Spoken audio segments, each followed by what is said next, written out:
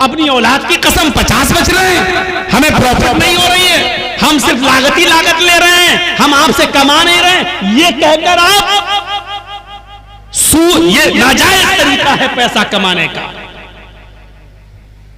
इसी तरीके से कोई भी बिजनेस आप कर रहे हैं, कपड़ा बेच रहे हैं, 100 रुपए का कपड़ा 500 रुपए में आप बेच रहे हैं, आपको मालूम है 500 बताएंगे तो 300 में बिकेगा, लेकिन वो कपड़ा आपको मालूम है कि अगर 150 में भी बिक जाए तो हमें फायदा है, 50 रुपए बच रहे हैं, लेकिन आपकी नीयत पहले से ही है 500 बताएंगे 300 तक पे हम डन कर देंगे, लेने वाला लेगा।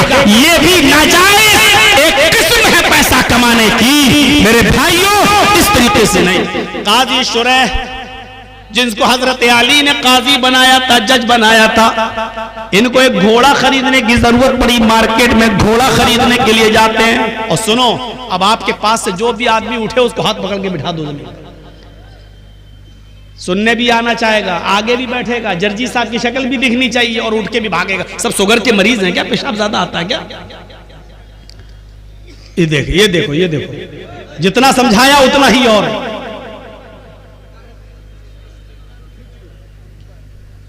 नहीं, समझा रहा हूं तो और सीना जो मेरे सब मोदी बन रहे हैं, नहीं मानूंगा बात, अपने मन की बात, यहीं बैठे रहना, अब जाना नहीं कहीं।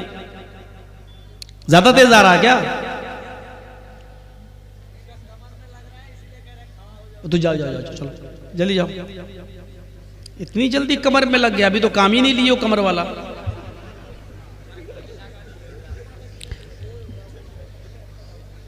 तो मेरे भाइयों सुनिए, ये भी एक किस्म है नाजायज माल। काजी शुरैह ने एक घोड़ा खरीदना चाहा और घोड़ा खरीद रहे हैं, तो घोड़े वाले से पूछा घोड़ा बेच रहे हो? कहां, कितने का? उसने कहा 400 दिरहम का। काजी शुरैह ने कहा देखूं 400 का है या 300 का, ये तो चलाने के बाद पता चलेगा। क्या मैं तुम्हारे घोड़े को चला सकता हूं थोड़ी देर के लिए? मैं ट्राई कर सकता हूं? काजी शुरैह, घोड़ा बेचने वाले ने कह दिया ले लो। ये हमदर्दी हमारे अंदर भी आनी चाहिए, यही इस्लाम है। काजी शुरैह उस घोड़े पर बैठे और उसकी लगाम पकड़ी और चला कर देखा और फिर लौट कर आए, एक चक्कर लगाकर कहने लगे घोड़े वाले, सच बताओ कि ये घोड़ा तुम कितने का दे रहे हो? उसने कहा 400 दिरहम का। नहीं, तुम्हारा घोड़ा तो 400 से भी ऊपर का है। मैंने इस घोड़े की रफ्तार से अंदाजा लगाया है, शायद तुम किसी मजबूरी में तुम बेच रहे हो। मुझे सच बताओ घोड़े की सही कीमत क्या है? कहा नहीं, मैं तो 400 दिरहम मुझे मिल जाए, मुझे जो जरूरत है उतना ही मैंने बता दिया। काजी शुरैह ने कहा कि नहीं, तुम्हारा घोड़ा 500 दिरहम का है। घोड़ा बेचने वाले ने कहा इधर सुनिए, इधर देखिए, यतीमों की और गरीबों की और मजबूरों की जमीन कम पैसों में खरीदने वालों, जानते हो कि 2 लाख रुपए की उसकी जमीन है, लेकिन उसकी मां बीमार है, उसकी बेटी बीमार है, उसको जमीन बेचकर अपनी बेटी का इलाज कराना है, इसलिए मजबूरी में वो 1.5 लाख की देगा। और हम इंतजार कर रहे हैं कि वो अपनी बेटी का या अपनी बीवी का इलाज या अपने बच्चे का इलाज कराएगा, तो 2 लाख की जमीन 1.5 में भी बेचेगा और हम 1.5 में खरीद लेंगे, जबकि हमें मालूम है कि उसकी जमीन 2 लाख की है, कीमत उसकी सही है, लेकिन मजबूरी में वो 1.5 लाख के बेच रहा है और हम 1.5 लाख की उसकी जमीन ले रहे हैं। ये भी पैसे की एक हराम किस्म है, जो तुम चाहे उसने अपनी मर्जी से क्यों न दी हो, लेकिन तुम्हें मालूम है कि उसने मजबूरी से दी है। तो आपकी ये 1.5 लाख रुपए की ली हुई 50,000 का जो चूना लगाया आपने, ये हराम कमाई होगी और इसने पूरी कीमत को हराम कर दिया है और तुम एक मजबूर की मजबूरी का फायदा उठा रहे हो। ये माफ किए जाने लायक जुर्म नहीं है। सुनो, काजी शुरैह कहते हैं तुम्हारा घोड़ा तो 500 दिरहम का है, तुम 400 क्यों मांग रहे हो? उसने कहा सुनो, 400 दिरहम की मुझे जरूरत है, मैंने कीमत 400 मांगी है, अगर आप 500 देना चाहें तो ये आपकी मर्जी, वरना मेरी तरफ से सिर्फ 400 फिक्स है। यही कहेगा बेचने वाला। साहब आपको अच्छा लग रहा है और 500 देना चाहते तो दे दीजिए, लेकिन हमारी तरफ से 400 है। काजी शुरैह कहते हैं मैं एक और चक्कर लगाता हूं। उन्होंने एक और चक्कर लगाकर देखा और देखकर फिर लौट कर आते हैं और कहते हैं घोड़े वाले, तुम अपनी मजबूरी नहीं बताना चाहते हो, मत बताओ, लेकिन मैंने दोबारा तुम्हारे घोड़े को चला कर देखा तो मैं यकीन के साथ कह सकता हूं तुम्हारा घोड़ा 500 से भी ऊपर का है, ये 600 दिरहम के लायक है। घोड़ा बेचने वाला फिर कहता है, काजी साहब मेरी तरफ से 400 दिरहम है, अगर आप 600 दे दें 500 दे दें तो ये आपकी मर्जी है, लेकिन मेरी तरफ से 400 दिरहम उसकी कीमत है। काजी शुरैह कहते हैं रुको, एक और चक्कर लगाया और आकर कहते हैं कि तुम्हारे घोड़े में कोई कमी नहीं है, ये घोड़े की कीमत तो 700 दिरहम भी तुम बताओ तो मुनासिब है। उसने कहा 400 मेरी तरफ से, ऊपर आप अगर जो दे देंगे वो बखुशी मैं कबूल कर लूंगा।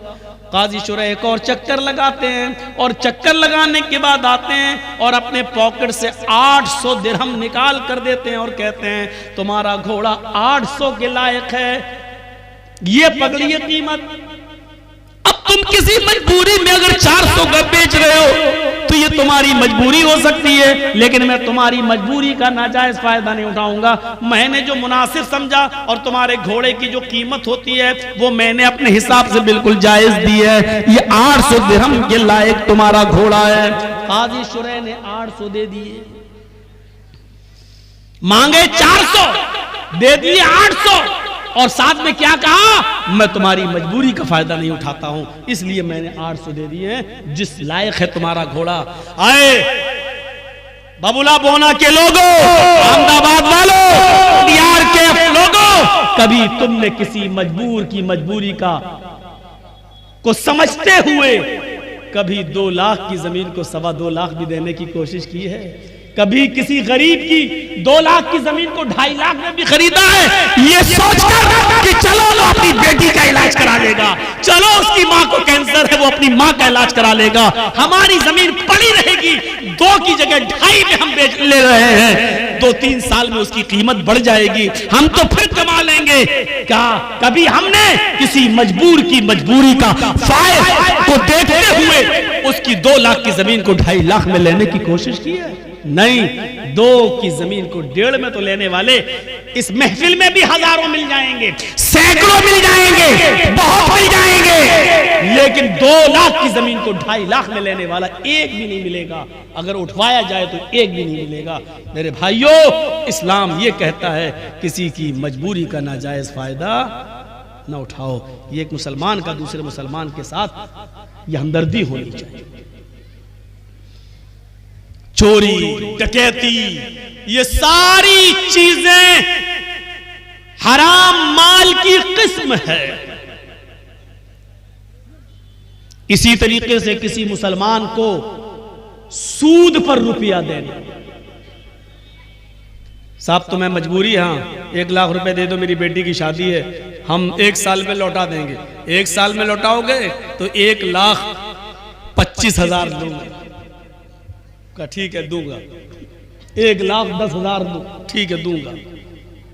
ये भी हराम माल की एक किस्म है। किसी को हम मदद तो कर रहे हैं, कर्ज तो दे रहे हैं, लेकिन शर्त ये लगा रहे हैं कि 1 लाख रुपए की जगह पर हम 1 साल के बाद तुमसे 1,40,000 लेंगे, 1,20,000 लेंगे, बढ़ के लेंगे, क्योंकि हमारा पैसा जा रहा है। अगर हमारे पास होता तो 1 साल में हम कितना कमाते, लिहाजा 20,000 तुमसे ज्यादा लेंगे।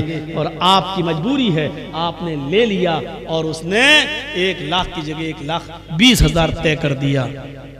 जानते हो ये ज्यादा रकम क्या कहलाती है? सूद।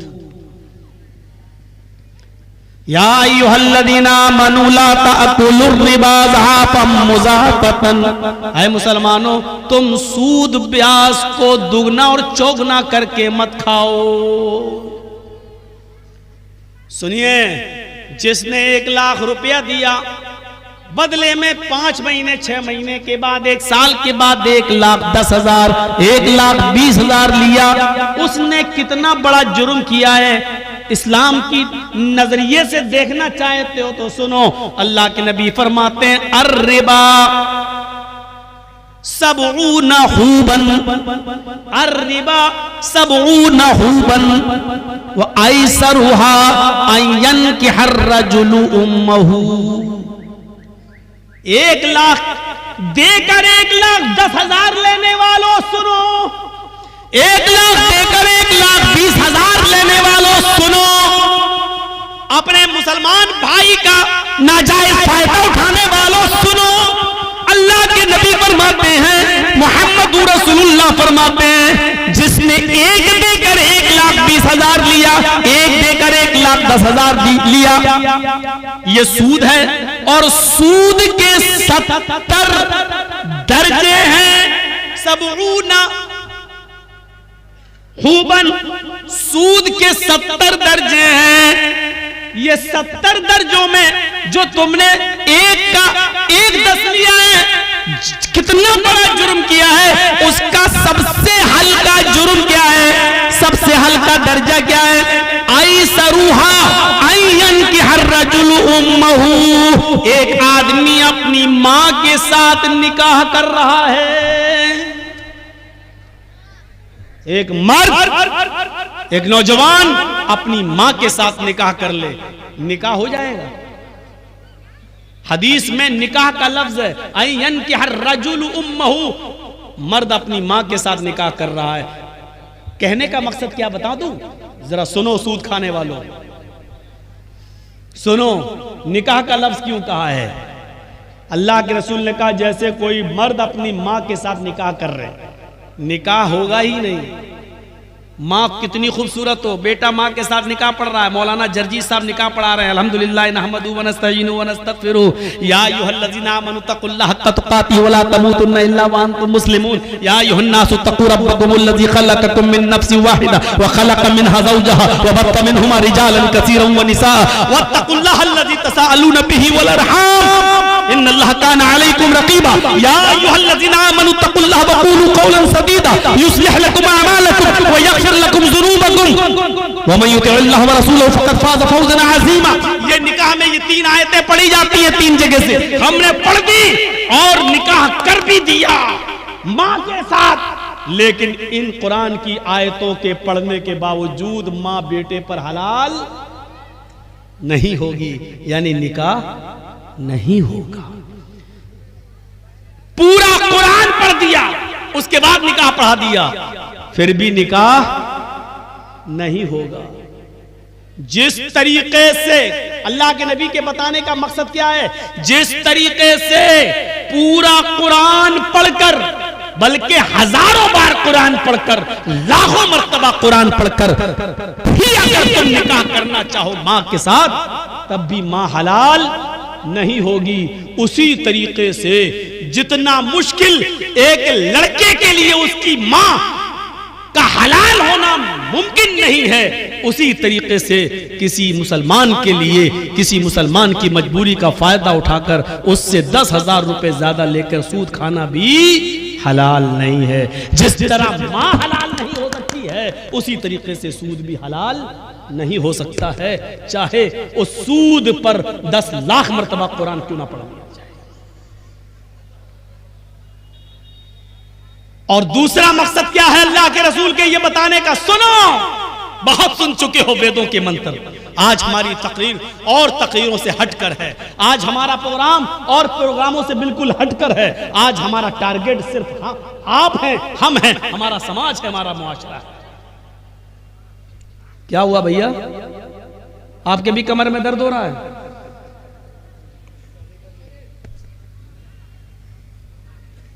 फोन आ गया किसी का?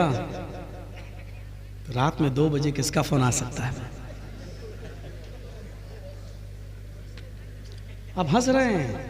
आज के जलसे में कितने लोग फोन पे बात करके आए होंगे, आ रही हो, फला दुकान पे फला जगह मिलेंगे, क्योंकि आज के दिन लड़कियों को माँ बाप इजाजत दे देते हैं, जा रही जलसे में, ठीक अच्छे काम के लिए आए। बाप बेचारा खुश है जलसे में, जाके देखो, मुआयना करके देखो, ऐसा लगेगा जैसे एक कुतिया के पीछे 10-10 कुत्ते लगे हों। घूम के देखो, मुआयना करके देखो। ये मिसाल मैं हर जगह दे रहा हूं, कल भी दी थी, परसों भी दी, आज भी दे रहा हूं और इसको कल भी दूंगा। जहां जहां देखूंगा हालात वहां दूंगा। हालात है ये जलसों में, जब लड़के और लड़कियों का ये हाल हो तो और क्या। दूसरा नजरिया देखिए, पहली बात, जिस तरह मां के साथ चाहे कितनी मर्तबा निकाह किया जाए मां हलाल नहीं हो सकती, उसी तरह सूद भी हलाल नहीं हो सकता। दूसरा मकसद, दूसरा बताने का मकसद क्या अल्लाह के रसूल का, जिस तरह कोई लड़का अपनी मां के साथ निकाह करके अपनी मां को रख ले और मां को के साथ हम बिस्तरी करें तो पूरा समाज उसको कितनी बुरी नजर से देखता है कि देखो अपनी मां को रखे हुए हैं, देखो अपने मां के साथ शादी कर ली। समाज इसको बर्दाश्त नहीं करेगा कि कोई शख्स अपनी मां के साथ निकाह करके अपनी मां को अपनी बीवी बनाकर रखे। तो समाज जिस तरह इस आदमी से नफरत करता है कि जो अपनी मां को रखे हुए हो, इसी तरह समाज और गांव को चाहिए, मुआशरे को चाहिए कि सूद खाने वाले को इसी नफरत की नजर से देखे, इससे भी बुरी नजर से देखे, क्योंकि ये तो सबसे हल्का दर्जा है। 69 दर्जे इससे भी ऊपर हैं सूद के और ब्याज खाने वाले के, ये तो हल्का दर्जा है। 70 दर्जे हैं, ये हल्का है, तो इससे 70 गुना ज्यादा बुरा उस आदमी को समझा जाए जो सूद खाता है। अब सोचो, सूद खाने वाले का हमारे मुआशरे में सोशल बाइकाट होना चाहिए। न इसकी लड़की लेना चाहिए, न इसको लड़की देना चाहिए, न इसकी शादी में बैठना चाहिए, न इसको शादी में बुलाना चाहिए, न इसके खुशी में शामिल होना चाहिए, न इसके मौत मिट्टी में शामिल होना चाहिए।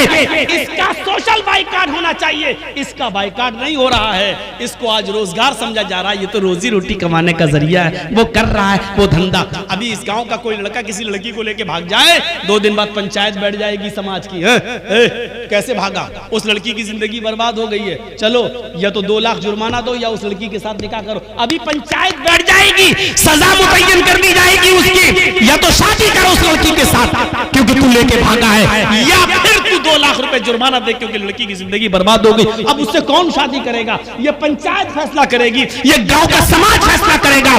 गांव के समाजियों, गांव की पंचायत में बैठने वालों, एक शख्स जब नमाज पढ़ता है तो उसकी पंचायत क्यों नहीं बैठती है? एक शख्स सूद खा रहा है, आप एक गांव में 1 लाख देता और 1,25,000 लेता है, उसके खिलाफ आप पंचायत क्यों नहीं बिठाते हैं?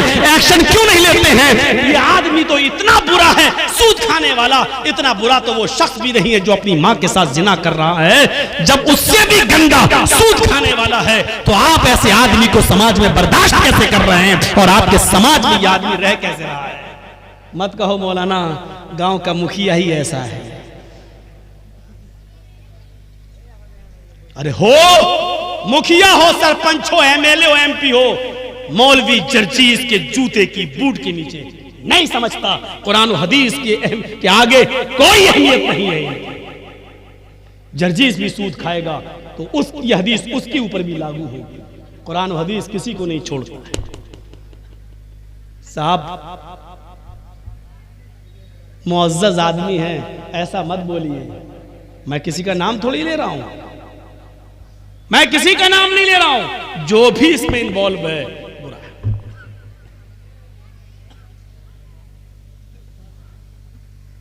एक और हदीस सुना देता हूं, उसके बाद बात को आगे बढ़ाता हूं।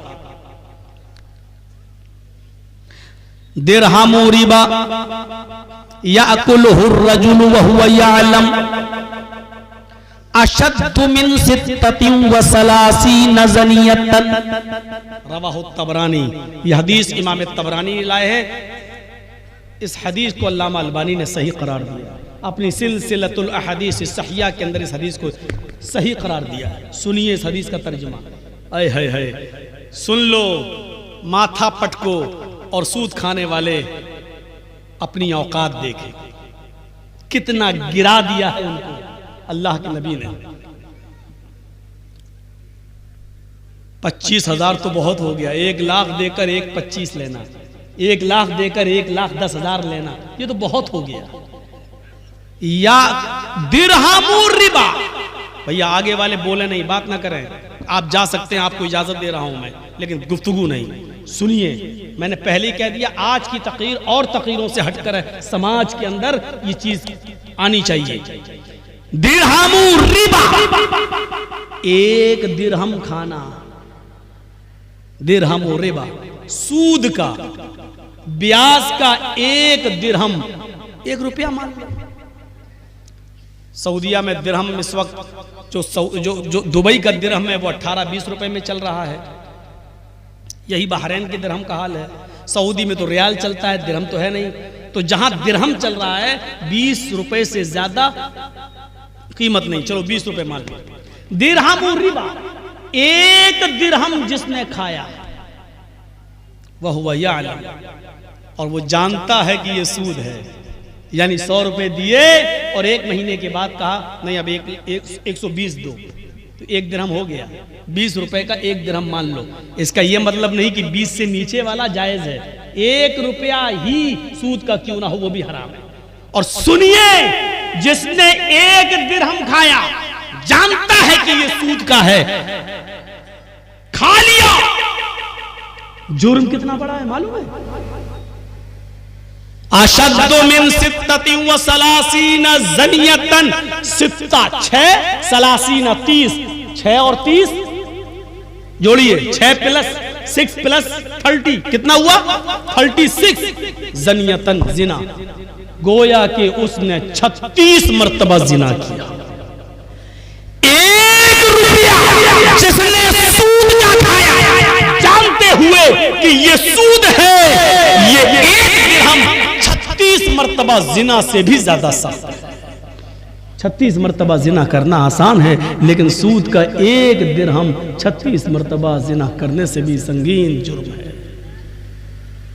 क्या रह गया?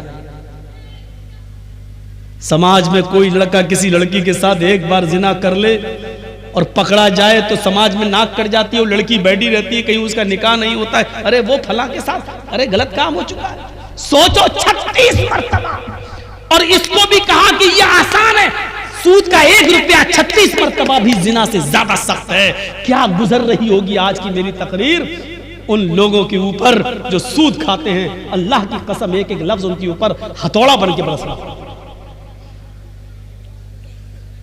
इसीलिए कहते मंत्र सुना, मंत्रों में ये सब आता नहीं है ना, ये सुनना पड़ेगा तुम्हें नहीं, तुम्हारे बाप को भी सुनना पड़ेगा। जब तक मैं इस कुर्सी पर हूं सुनना पड़ेगा। बाद में हमें सुना देना जितनी गालियां देना हो, क्योंकि ये पावर मुझे मोहम्मद रसूलुल्लाह की तरफ से मिला है।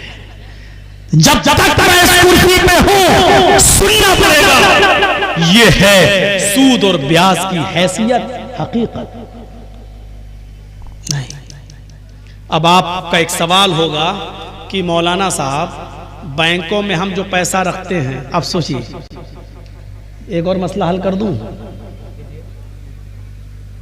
जो लोग बैंक में नौकरी करते हैं, अब उनके बारे में पूछो कि मौलाना साहब वो नमाज पढ़ते हैं, उनकी नमाज होगी या नहीं होगी? वो कुर्बानी करते हैं, उनकी कुर्बानी होगी कि नहीं होगी? क्लियर कर दूं, नहीं होगी। क्यों? क्योंकि कोई बैंक ऐसा नहीं है जहां सूद का कारोबार लिखा ना जाता हो, दर्ज ना होता। स्टेट बैंक ले लो, ICICI बैंक ले लो, ग्रामीण बैंक ले लो, रिजर्व बैंक, कोई भी बैंक हो, आप उसमें नौकरी कर रहे हैं, आप खाते नहीं हैं, आपके अकाउंट में पैसा जमा है, आप उतना ही निकालते हैं जितना आपका है, सूद बढ़ता आप छोड़ देते हैं, आप नहीं खा रहे हैं, ठीक है, अच्छी बात है, बहुत अच्छा है। लेकिन सिर्फ खाना ही नहीं है। अल्लाह के नबी ने फरमाया, लानतुल्लाहि अला आकिलिर रिबा व मुकिलहु व कातिबहु व शाहिदही व क़ालहुम सवाउन। अल्लाह के नबी की यह हदीस है। अल्लाह के नबी सल्लल्लाहु अलैहि वसल्लम ने फरमाया, अल्लाह की लानत हो सूद खाने वाले पर। सुनिए, अल्लाह की लानत हो सूद खाने वाले पर। फुडिया ने तो आपको हंसाया है, हम यहाँ कुरान सुना रहे हैं, हदीस सुना रहे हैं।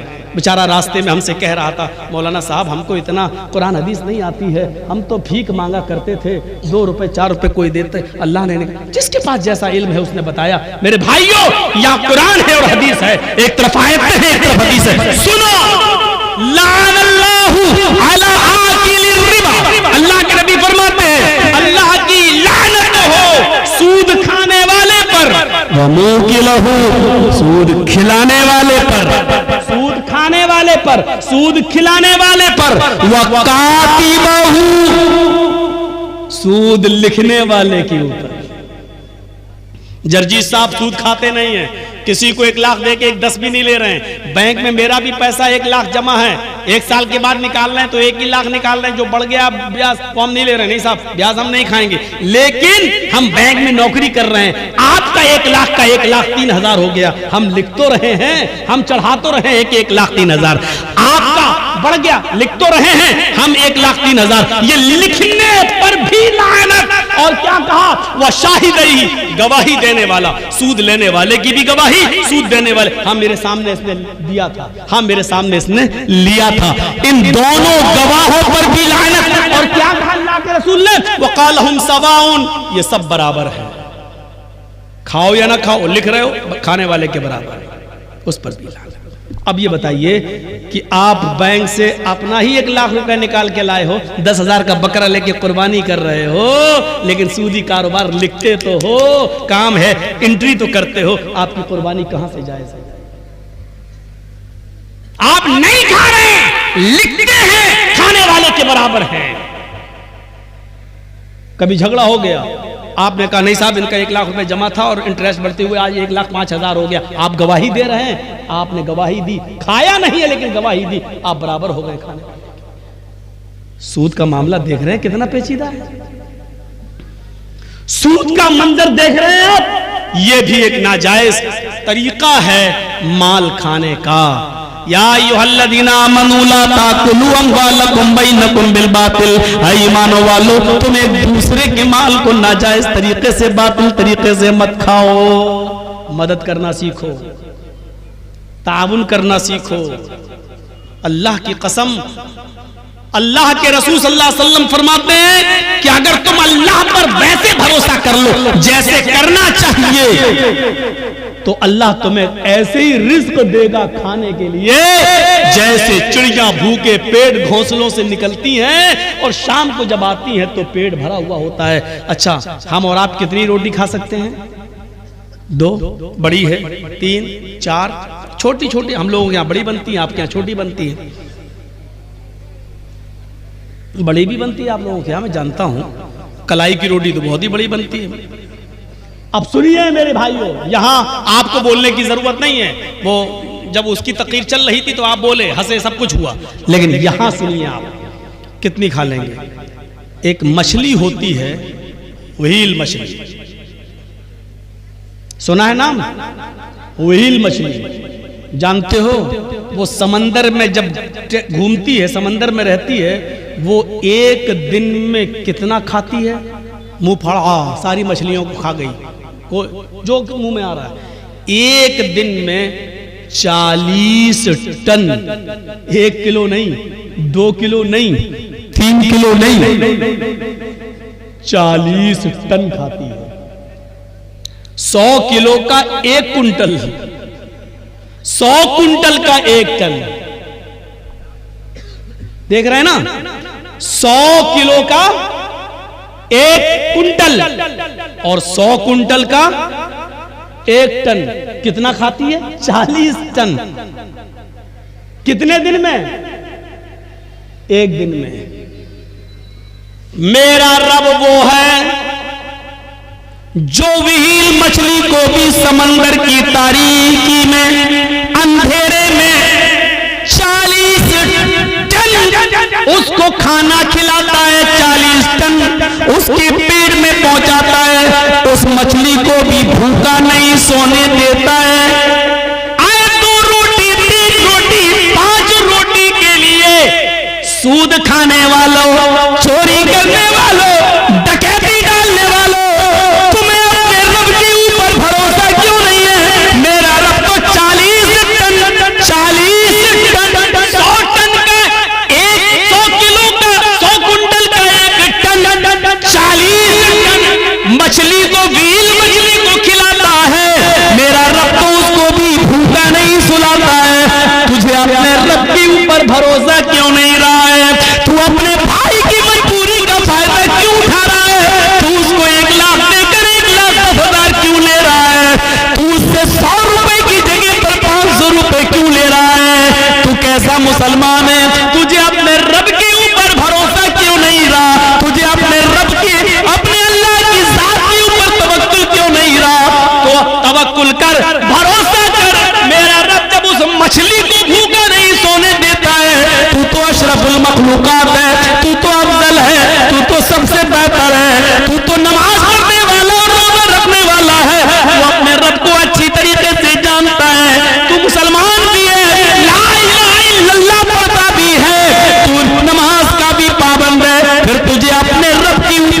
भरोसा क्यों नहीं है? तू अपने रब के ऊपर भरोसा कर। अल्लाह कहता है मेरे बंदो मेरे ऊपर वैसे ही भरोसा करो जैसे करना चाहिए, तो हम तुम्हें भी वैसे ही रिज़्क़ देंगे, रोजी देंगे जैसे हम चिड़ियों को देते हैं। वो सुबह उड़ती हैं तो भूखी होती हैं, लेकिन शाम को जब वो जंगलों से अपने घोंसलों में जाती है तो उनका पेट भरा हुआ होता है। हम तुम्हें भूखा उठाएंगे जरूर, लेकिन भूखा सुलाएंगे नहीं। तुम भरोसा तो करो मेरे ऊपर।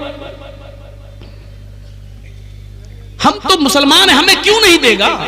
हमारा रब तो वो है, हमारा परवरदिगार तो वो है जो काली रात में, काले जंगल में, काले पहाड़ पर काले रंग की जब चींटी चलती है तो इतनी बुलंदी से वो उस चींटी को भी देखता है। उसके जब पैर के रखने की जो आहट होती है, हमारा रब उस आहट को भी सुन लेता है, उसको भी ग़िज़ा देता है। अल्लाह ने उसको पेट दिया है तो ऐसी नाक भी दी है उस मामूली चींटी को कि हम अपने बगल की, अपने हाथ की चीज को नहीं सुन पाएंगे, लेकिन उस चींटी को देखो, उसकी ग़िज़ा एक मंजिल की दूरी पर रखी है, 2 मंजिल पर रखी हुई है, लेकिन उसकी नाक में अल्लाह ने इतनी स्पिरिट दे दी, इतनी स्ट्रॉन्ग बना दी, खुशबू सूंघने की उसको ऐसी शक्ति दे दी कि वो अपना रोजी रिज़्क़ तलाश करने के लिए 2 मंजिल पर चली जाती है। मेरा रब उस चींटी को भी हौसला देता है, उसको भी नाक दिया है, उसको भी रोजी देता है, मछलियों को भी देता है। अरे हम किसको क्या देंगे? हम अपने दोस्तों को दस्तरखान पे बिठाएंगे, खिलाएंगे, लेकिन अपने दुश्मन को हम देखना भी गवारा नहीं करेंगे। शादी मेरे बेटे की है, हम अपने यार दोस्तों को बुलाएंगे, लेकिन अपने दुश्मन को हम नजरअंदाज कर देंगे। मेरे भाइयों, हम दोस्तों को खिलाएंगे, पिलाएंगे, लेकिन दुश्मन को भूल जाएंगे, उसकी तरफ नजर उठाकर भी नहीं देखेंगे। मेरा रब तो वो है जो दोस्त को भी खिलाता है, दुश्मन को भी खिला रहा है, नमाज पढ़े उसको भी दे रहा है, न पढ़े उसको भी दे रहा है, जो ला इलाहा इल्लल्लाह का इकरार करता है वो उसको भी देता है, और जो मूर्तियों की पूजा कर रहा है वो उसको भी दे रहा है। उसकी नजर में खाने और पीने में कोई प्यार नहीं। ओ मेरे बंदो, जब हम काफिरों को दे सकते हैं तो तुम्हें क्यों नहीं दे सकते? तुम तो मेरे करीबी बंदे हो। मेरा रब तो वो है जो दोस्त दुश्मन नहीं तो सबको देता है। 90 साल के एक बूढ़े को इब्राहिम अलैहिस्सलाम ने दस्तरखान से उठा दिया था, ये कहकर कि तू आग का नाम लेकर खा रहा है, अल्लाह का नाम ले। उसने कहा नहीं लेंगे, आग ही मेरा रब है। भगा दिया उसको। जिब्रील आ गए, अरे इब्राहिम तुमने आज उस बूढ़े को बुलाया और खाना भी नहीं खिलाया, भगा दिया, जाओ उसको पकड़ के लाओ और खिलाओ। जिब्रील से इब्राहिम अलैहिस्सलाम कहने लगे, अरे वो तो अल्लाह का नाम ही नहीं लेता। कहा इब्राहिम वो तो 90 साल में पूरी जिंदगी में कभी उसने अपने रब का नाम नहीं लिया, तुम्हारे दस्तरखान पर तो उसने आज अल्लाह का इनकार कर दिया, लेकिन वो तो 90 साल से नाम नहीं लेता। लेकिन तुम्हारा रब 90 साल से उस बूढ़े को खिलाता रहा, उस बूढ़े को पिलाता रहा, उस बूढ़े को रोजी रोटी देता रहा, फिर तुम उस बूढ़े को दस्तरखान से कैसे भगा सकते हो? तुम्हारे रब की रहमत को ये गवारा नहीं है। जाओ बुला कर लाओ, पकड़ के लाओ। बुला के लाया, इब्राहिम अलैहिस्सलाम लाए और उस बूढ़े को खिलाया। कहा लो खाओ। कहा अब क्या हुआ? मैं अल्लाह का नाम नहीं लूंगा। कहा मत लो, मैं आग का नाम लूंगा। लो। अरे अब क्या हुआ?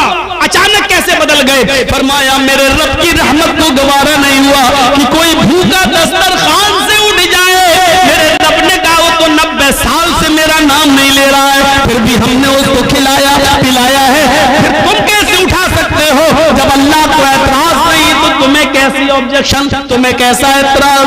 उस बूढ़े ने कहा आपका रब इतना मेहरबान है, फिर मुझे उस रब से जोड़ दो जिसकी रहमत का ये हाल है। मेरे भाइयों, वो बूढ़ा पहले इब्राहिम अलैहिस्सलाम से जुड़ता है, अपने रब से जुड़ता है, उसके बाद खाना खाता है, अल्लाह का नाम लेता है और खाना शुरू कर देता है। मेरे भाइयों, ये रब है जो गैरों को भी खिला रहा है, अपने दुश्मनों को भी खिला रहा है, नाफरमानों को भी खिला रहा है। जब वो खिलाने पिलाने वाला है तो हमें रोजी रोटी की इतनी फिक्र क्यों हो रही? होनी चाहिए, लेकिन इतनी फिक्र नहीं। जब 40 टन गोश्त खाने वाली मछली को खिला रहा है वो, तो हमें 2-4 रोटी के लिए इतनी फिक्र क्यों?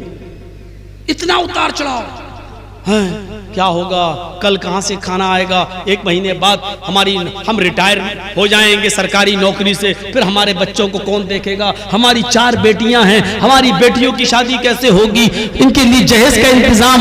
अरे मुआशरे में समाज के लोगों, जहेज की लानत को खत्म करो। अगर इसको आपने खत्म कर दिया तो बहुत बड़ा एक जिहाद आप जीत जाओगे, बहुत बड़ा एक मार्का आप हासिल कर लोगे, क्योंकि इंसान नाजायज तरीके से जो कमा रहा है, अक्सर उसमें ऐसे है कि जिनको अपनी बेटियों की शादी करना है, उनको अपना फ्यूचर, मेरी बेटी की शादी कैसे होगी, इसलिए वो नाजायज तरीके से माल कमा रहा है। एक मुसलमान को दूसरे मुसलमान की हमदर्दी होनी चाहिए, एक मुसलमान को दूसरे मुसलमान का दर्द होना चाहिए। मैं तुम्हें वो वाकया सुनाता हूं जो वाकया हमारे और आपके ज़मीरों को झंझोड़ देगा। अल्लाह के नबी सल्लल्लाहु अलैहि वसल्लम के 2 सहाबियों का वाकया है, तज़किरतुल हुफ़्फ़ाज़ में अल्लामा शमसुद्दीन ज़हाबी नकल करते हैं। 2 सहाबियों का कि कपड़े की दुकान है। सुनिए, आप लोगों का असल मार्केट अहमदाबाद, 2 दुकानें हैं, मान लीजिए एक आपकी भी है, मेरी भी है, और हम भी यहीं रहते हैं। मेरी भी कपड़े की और आपकी भी कपड़े की। अक्सर ऐसा होता है कि नहीं, एक कस्टमर कपड़ा खरीदने आ रहा है तो ये दुकान वाला भी कहता इधर आओ भाई, आओ हमारे पास अच्छा माल है। दूसरा भी कहता अरे भाई इधर आओ, हमको आज अच्छा दिखाएं। होता कि नहीं होता? ये कंपटीशन है, होता है। मौलाना साहब के पास चले जाओ और जाते हैं लोग, मौलाना हाँ क्या यार, मेरे बगल में एक आदमी ने और दुकान खोल ली है। अच्छा क्या हुआ? अरे यार मेरे कपड़े की थी, उसने भी कपड़े की खोल ली है। तो चाहते क्या हो? चाहता ये हूं कि कोई ऐसी चीज दे दो कि उसके पास कस्टमर ना जाए, सब मेरे ही पास आ जाए। और माशाअल्लाह मौलाना के पास हर मर्ज का इलाज है। खुद बेचारा 5,000 रुपए महीने पे इमामत कर रहा है। उसको मालूम नहीं शाम तक हमारे पास खाने को क्या आएगा, लेकिन इलाज हर चीज का है। उसकी दुकान पे कस्टमर न जाए क्या? तो एक काम करो, शाम को आना, मैं एक तावीज बना दूंगा। लिखा। और अक्सर ये वो मौलवी होते हैं जो मुंह में पान भरे रहते हैं, तंबाकू वाला,